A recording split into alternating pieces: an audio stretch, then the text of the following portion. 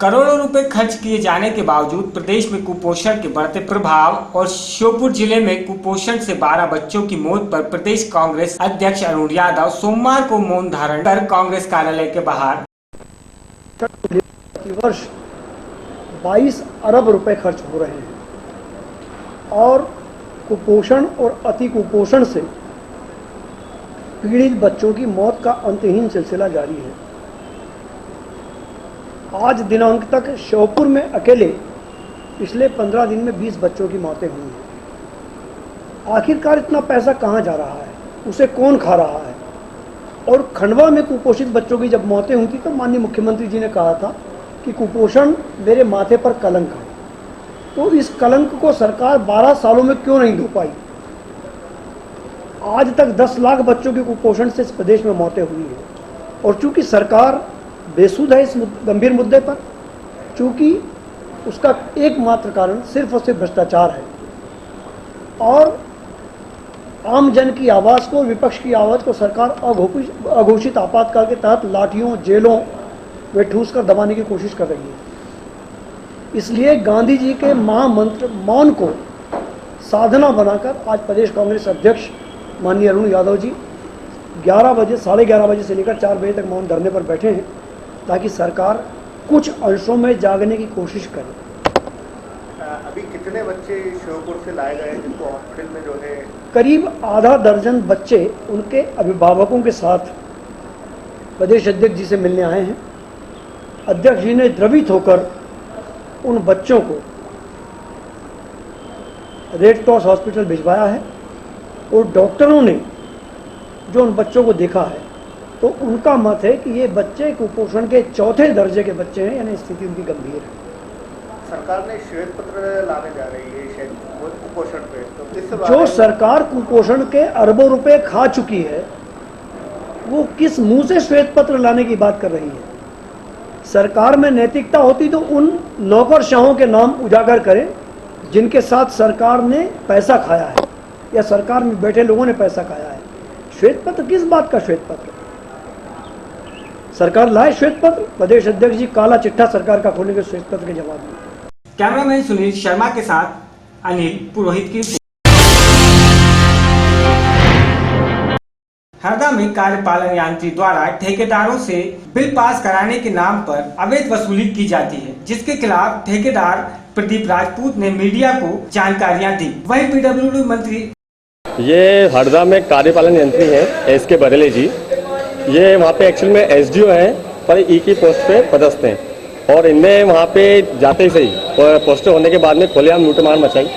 लोगों के ठेकेदारों के इन्होंने बिलों की पेमेंट रोकी, जिन्होंने उनकी डिमांड पूरी नहीं की उनको ब्लैक लिस्टेड किया, उनके कार टर्मिनेट किए। ऐसे 26-27 लोग हैं वहाँ पे। मेरा भी वहाँ पे 2 लोक सेवा केंद्र के काम चल रहे थे जिनमें इनने मुझसे पैसों की डिमांड की, तो उसका वीडियो और ऑडियो मैं आज जारी कर रहा हूँ इसका देने के लिए, जिसमें ये खुलेआम पैसे लेते हुए दिख रहे हैं। उसके बाद में जब इनको पता चला कि मैं ऐसे प्रेस कॉन्फ्रेंस करके इनका काला चिट्ठा खोलने वाला हूँ तो ये दूसरे ठेकेदारों को फ़ोन करके इसको रुकवाने के लिए बोल रहे हैं कि भाई साहब ये क्लिप गायब कर दी जाए। और इनने वहाँ पे एक्सेप्ट भी किया है कि इनने ऐसे रिपोर्टरों के नाम पे, सैनिकों के नाम पे ऐसे कई लोगों से पैसे दबा के लिए हैं। तो ऐसे लोगों ने मतलब खुलेआम भ्रष्टाचार मचाया है। भाई साहब ये था कि एक तो मैं इस विभाग में काम कर रहा था, मैं नया था तो थोड़ा डर के मारे भी, और दूसरा ये था कि मैं और भी सबूत इनके खिलाफ इकट्ठा करना चाह रहा था। तो वीडियो के बाद में यहाँ पे इनकी 2-3 क्लिपें भी आई हैं जिसमें एक्सेप्ट कर रहे हैं, ये बोल रहे हैं कि मैंने सैनिकों के नाम पे पैसे लिए हैं रिपोर्टरों से। एक ठेकेदार से बोल रहे हैं कि भाई साहब प्रदीप से बोलिए क्लिप गायब कर दी जाए। तो मैंने सबूत इकट्ठा करने के लिए थोड़ा सा मैं लेट हो गया। हाँ, मैं चाहता हूँ कि एनसी और जो विभाग के मंत्री जी हैं वो इस पर तुरंत कार्रवाई करें, इनके ऊपर जो भी एक्शन लें, क्योंकि मैं ही नहीं वहाँ पे काफ़ी लोग प्रताड़ित हैं। कई लोग तो डर के मारे सामने नहीं आ पा रहे हैं। नहीं, मेरे साथ में है और वो भी आई है ना, यहाँ पे है पप्पू तिवारी जी हैं और बलवंत सिंह जी हैं, वो भी आए हुए हैं, तो आप उनकी बाइट ले सकते हैं, बताएंगे। पाल सिंह ने इस मुद्दे पर संज्ञान लेते हुए तत्काल कार्रवाई के आदेश दिए। ये बात हमारे ध्यान में अभी लाई गई है, इसका पूरा परीक्षण करा रहे हैं और इस तरह की सही बात पाई जाती तुरंत उनके खिलाफ सख्त कार्रवाई होगी। किसी से पैसे मांगने की किसी को छूट नहीं है।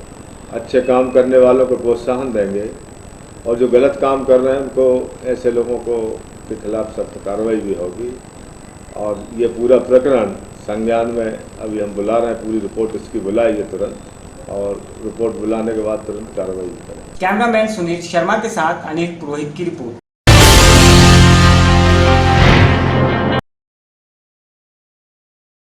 अखिल भारतीय विद्यार्थी परिषद मध्य भारत 21 सितंबर को भोपाल में विराट छात्र प्रदर्शन करेगा।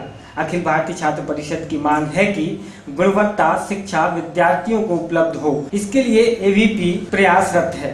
मध्य प्रदेश में अभी अफोर्डेबल एजुकेशन स्टूडेंट्स को मिल नहीं रही है, गुणवत्ता युक्त शिक्षा नहीं मिल रही है। इसलिए अखिल भारतीय विद्यार्थी परिषद ने आगामी 21 सितंबर को एक विराट छात्र प्रदर्शन करने का निर्णय लिया था। इसी तहत आगामी 21 तारीख को अखिल भारतीय विद्यार्थी परिषद सस्ती शिक्षा एवं गुणवत्तापूर्ण युक्त शिक्षा हर विद्यार्थी को मिल सके, इसको लेकर 21 तारीख को मंत्रालय का घेराव कर रही है। पूरे प्रदेश से तकरीबन 50,000 विद्यार्थी सुबह 10 बजे कलियासोत डैम आयुष मैदान पर एकत्रित होंगे और वहां से एक आम सभा को संबोधित करने के लिए हमारे राष्ट्रीय महामंत्री श्री विनय बिंद्र जी रहेंगे। और सभा को संबोधित करने के बाद पूरे विद्यार्थी रैली के माध्यम से मंत्रालय की ओर कूच करेंगे। हमारा जो रूट है वो है मैनेट नेहरू आयुष मैदान से होते हुए नेहरू नगर चौराहे होते हुए मैनेट नगर चौराहे घूमते हुए और माता मंदिर की ओर जाते हुए सीधे न्यू मार्केट से हम लोग मंत्रालय की ओर कूच करेंगे।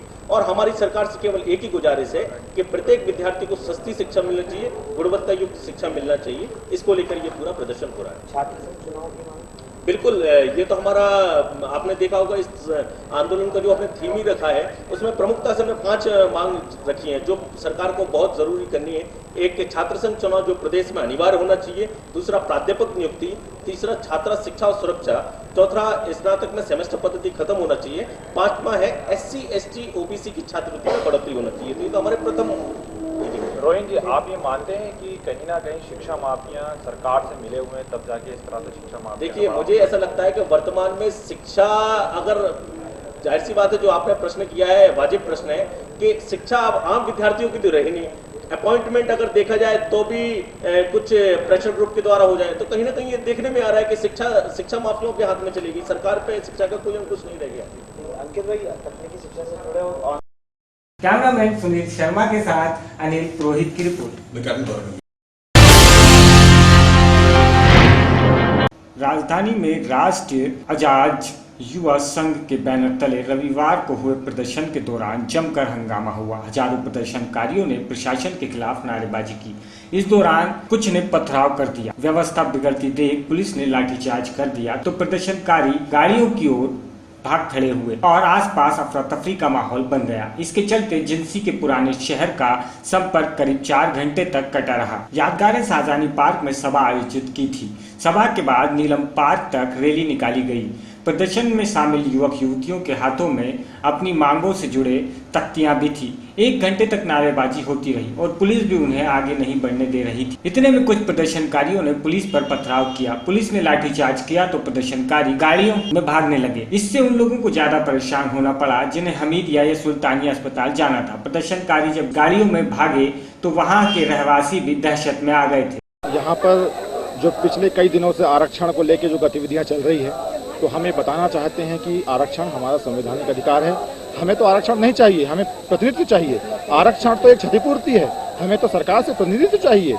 मगर फिर भी हम क्षतिपूर्ति लेकर ही हम संतुष्ट थे। मगर कुछ दिनों से जो आरक्षण पे हमला हो रहा है उसको लेकर के हमारा जो युवा छात्र संघ है पूरा वो मैदान पर उतर गया है और माननीय मुख्यमंत्री जी से और मोदी जी से निवेदन करता है कि तत्काल हमारी ST SC OBC संवर्ग की जो मांगे हैं, जो 1,16,000 जो वैकेंसीज खाली पड़ी हैं, उन्हें तत्काल से तत्काल भरा जाए। और 117वां जो आरक्षण बिल राज्यसभा में पारित हो गया है और लोकसभा में बीजेपी सरकार होने के बावजूद भी वो पास नहीं हो पा रहा है। इससे शर्म का विषय है। माननीय मुख्यमंत्री जी और मोदी जी के लिए कुछ नहीं हो सकता। वो बड़ी बड़ी बातें करते हैं कि हम जब तक यहाँ पे मुख्यमंत्री शिवराज सिंह चौहान जी नहीं आ जाते तब तक हम नहीं जाएंगे। हमने 51 जिलों में कलेक्टरों को ज्ञापन दे चुके हैं मगर उसका कोई असर नहीं हुआ है। इसलिए सारे छात्र संगठन पूरे लोग यहाँ पे राज्य की जो मुख्य नगर है इसमें धरना बैठ गए हैं कि अब यहाँ पे आएंगे मुख्यमंत्री जी, तभी हम यहाँ से उठ के जाएंगे। आपका नाम? मेरा नाम है अजय सिंह उइके, मैं राष्ट्रीय अनुसूचित जाति जनजाति छात्र संघ का पदाधिकारी। कैमरामैन सुनील शर्मा के साथ अनिल पुरोहित की रिपोर्ट। पत्रकारों से चर्चा में समता पार्टी मध्य प्रदेश के प्रदेश अध्यक्ष ने कहा है कि मध्य प्रदेश की स्थिति बद से बदतर हो गई है। राज्य सरकार की राजनीतिक इच्छा शक्ति सिर्फ भाजपा और राष्ट्रीय स्वयंसेवक संघ परिवार के लोगों का उत्थान तथा सांप्रदायिकता की प्रयोगशाला गुजरात के बाद मध्य प्रदेश राज्य को बनाने का प्रयास कर रही है। मैं दर्शन सिंह राठौर, प्रदेश अध्यक्ष समता पार्टी से। मैं आपसे कहना चाहता हूं कि मध्य प्रदेश में भाजपा सरकार जो भ्रष्टाचार के नमेगा से लिप्त है। दूसरा हमारा ये है कि मैं अपनी पार्टी का मेरी पार्टी का अधिवेशन 23 अक्टूबर को भोपाल में क्या नाम में कहते हम लोगों ने करा, तो हम चाहते हैं कि आप लोग सब वहाँ पे क्या नाम है कहते पधारिए और हम 35 से 40 सीटों पे क्या नाम है कहते चुनाव 2018 की तैयारी जो कर रहा हूँ, 35 से 40 सीटों पे मैं चुनाव लड़वा रहा हूँ। तो इसमें हम कम से कम कोशिश कर रहे हैं कि हम 25 सीट निकालने की कोशिश करेंगे। मैं भ्रष्टाचार का मुद्दा बना के जो बीजेपी सरकार 10 साल से यहाँ बैठी है, जो भ्रष्टाचार सबसे बड़ा चरम सीमा पे है, भ्रष्टाचार का सबसे बड़ा मुद्दा रहा है ये हमारा। मध्य प्रदेश में हम 40 सीटों पे लड़वा रहे और 23 अक्टूबर को हमारा प्रदेशिक अधिवेशन है, हम वहाँ पे सब घोषणा कर देंगे। कैमरामैन सुनील शर्मा के साथ अनिल पुरोहित की report. Madhya Pradesh arms wrestling association के सचिव मोहम्मद तारिक ने पत्रकारों से चर्चा में बताया कि 1 से 10 अक्टूबर 2016 को बुल्गारिया में आयोजित वर्ल्ड पंजा कुश्ती प्रतियोगिता का आयोजन किया जा रहा है, जिसमें भारत के 28 सदस्य हसीम राज जे भी भारतीय पंजा कुश्ती के फेडरेशन के नेतृत्व में भाग लेंगे।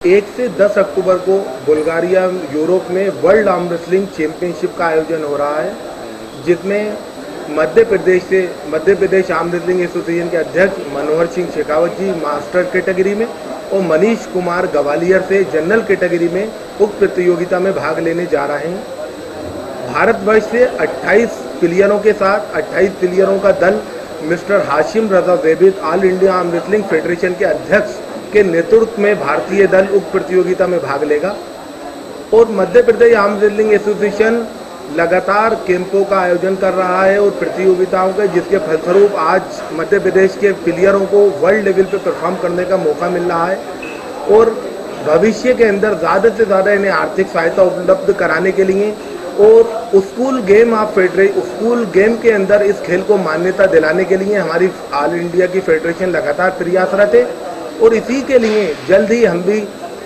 स्कूल विभाग से मिलकर स्कूल विभाग में गेम को शामिल कराने का प्रयास करेंगे, जिससे कि ज़्यादा से ज़्यादा लोग इस आर्म रेसलिंग खेल से जुड़ सकें। और इसके साथ ये खेल हिंदुस्तान में बहुत बड़े लेवल पे खेला जाता है, लेकिन इसको शासकीय मदद जो नहीं मिल पा रही है, इसके लिए भी एमपी आर्म रेसलिंग प्रयास करेगी। और बड़े हर्ष का विषय है कि हमारे दोनों साथीगण वर्ल्ड खेलने जा रहे हैं और हमें आशा है कि ये मध्य प्रदेश का नाम रोशन वर्ल्ड के अंदर करेंगे। मध्य प्रदेश भोपाल से कैमरामैन सुनील शर्मा के साथ अनिल पुरोहित की रिपोर्ट।